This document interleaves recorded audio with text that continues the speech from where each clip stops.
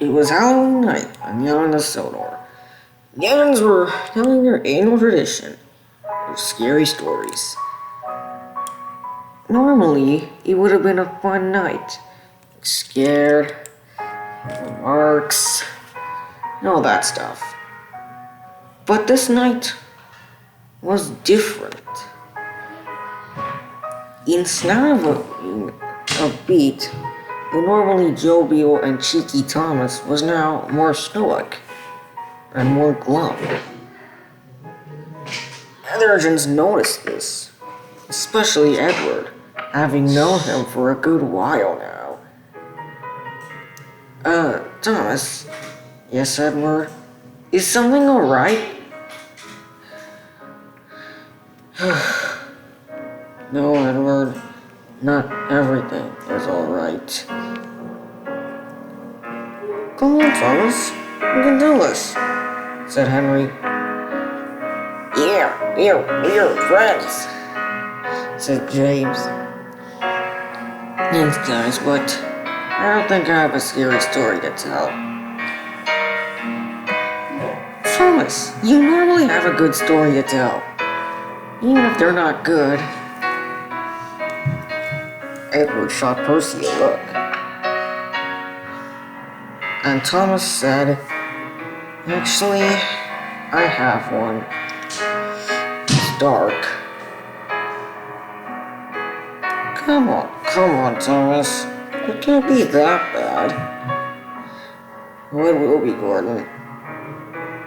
But if you want to hear it, said Thomas, then I guess I will.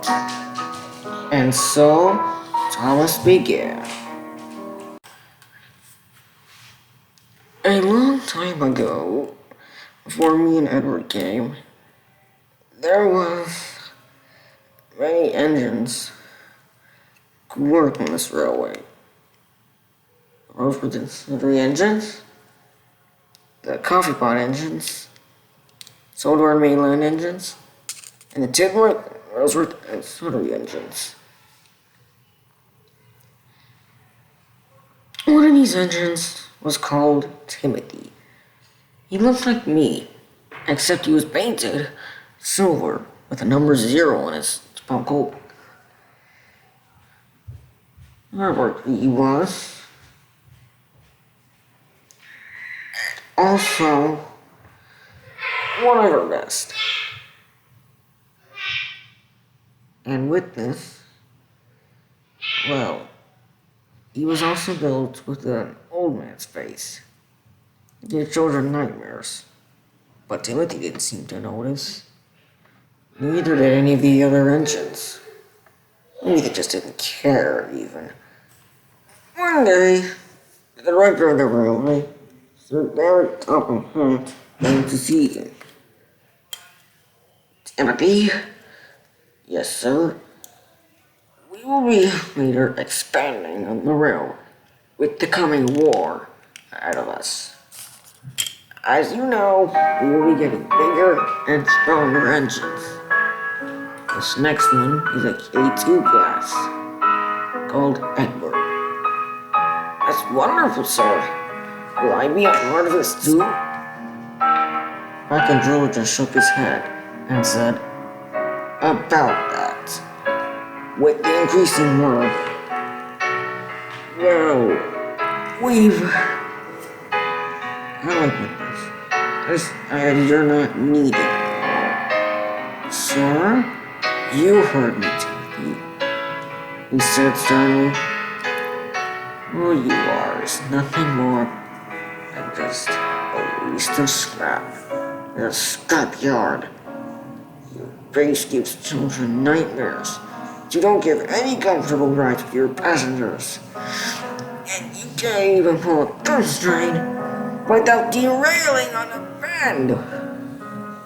But sir, all I do is try my best. And that was my biggest mistake. There's 0. As soon as I bought you, I should have sent you away. Started all over again. What was I even thinking? But no buts, Timothy. You will do as I say. However, I think I'm feeling generous tonight. I think I'll let you pull one more passenger train. And if it goes well, then perhaps I'll let you work a new railway. Otherwise, I don't think so. Now, good night, Timothy. As the Franken roller rocked away, all he could do was sulk in sadness.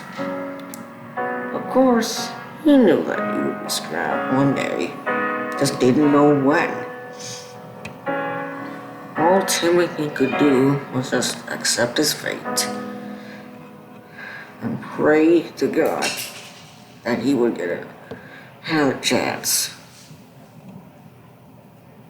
It was easy, right? The next day, Timothy ended up at the station with passengers on Marin Station. The children were scared to go, but their parents persuaded them into doing so.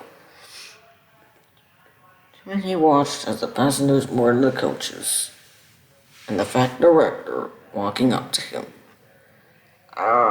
Finally you come to an understanding, Timothy. Yes, sir. It would appear I have. It's just water under the bridge last night. Indeed it is, Timothy. But I'm thinking maybe I was a bit too harsh on you.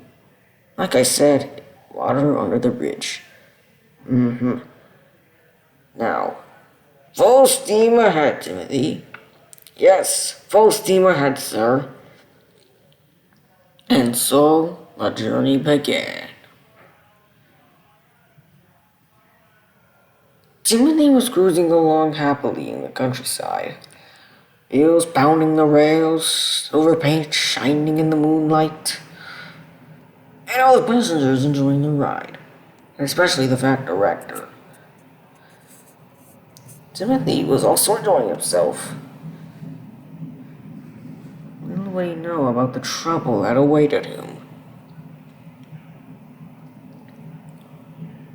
As they approached Marin Station, the driver and fireman put on the brakes. But, lo and behold, they weren't working. They fiddled with the controls as they realized they were going too fast. Timothy realized this too. And Paul fast as well. Oh no, what did I do? Upon hearing the screams, that director shouted, Timothy, what did you do? You went too fast! So, I can't stop!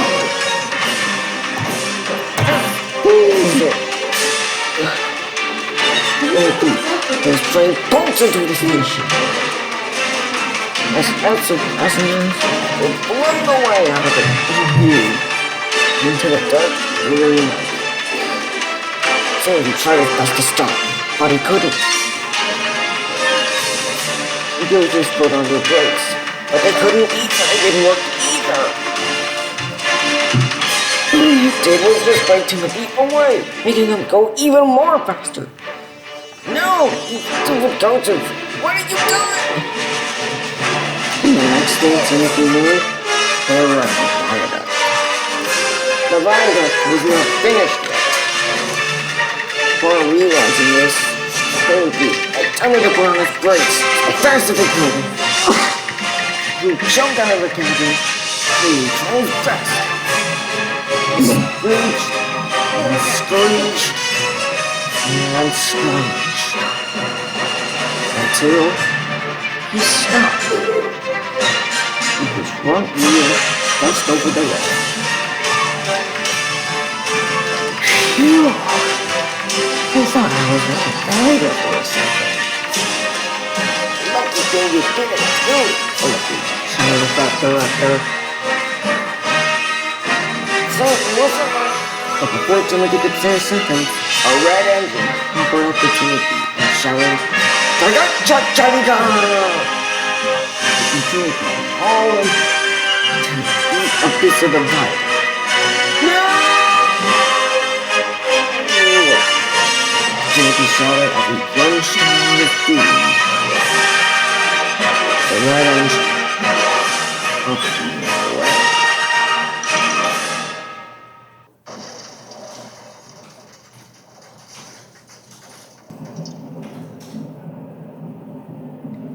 The next day, Timothy's remains were found. It was all mangled up. Parts of his wheeler were missing. His bunker was almost completely gone. Cab roof was flung off. Side rods were also gone. And worst of all, he had no face, showing a lifeless engine. Edward was there too. He had been a new engine to this railway and had recently been repainted Northwestern blue. No number yet, but he would be given one soon. That controller, the back director's son, was also there. Well, it would appear that he lost one of our engines. Yes, sir. Seems that we have. Edward? Was it? Yes, sir. Well then, take this to Groveland Gate Works. Why? For scrapping? Actually, Edward, I was thinking of something else. Though the engine is completely damaged, perhaps we can make good use of these parts. Perhaps something better. Like what he couldn't have been. As in, a new engine, sir? Yes, Edward. Why do I have a feeling this won't end well? I have no idea, Edward. I really don't know. But no. Timothy was never seen again. His remains were built into another engine. And soon, I think you all know the rest. As for Timothy, though, every year he runs again, lunging into the gap, freaking like a lost soul. So that's the story of Timothy. Thomas ended. The other engines shocked to think that anyone like Timothy never wanted to become a thief. One of that red engine who pushed him in there. James was a little offended by this, but Edward was confused. Thomas? Yes, Edward? How did you know? About the story? Percy told me once. Not that. How could you know every single detail about it? It was before you or I arrived. So how could you know about all of this? Now everyone was even more shocked. To think that an engine like Thomas would be built out of a demon's remains. How would it even be possible? Why another engine? Why Thomas? Why not us? At last, Gordon broke the silence. I think we should just go to sleep now. Go to sleep, and then wake up and pretend none of this ever happened. How's that feel, you? Yeah, very good. I agree. Good night, good night, good night, good night, good night, good night, good night. Everyone went to sleep. Oh. But Thomas, he wondered about how things could have been different if he was never built out of Timothy's remains. If Timothy was never dead, and if that engine never pushed him into the viaduct. But I think I'll get over it soon. Don't you?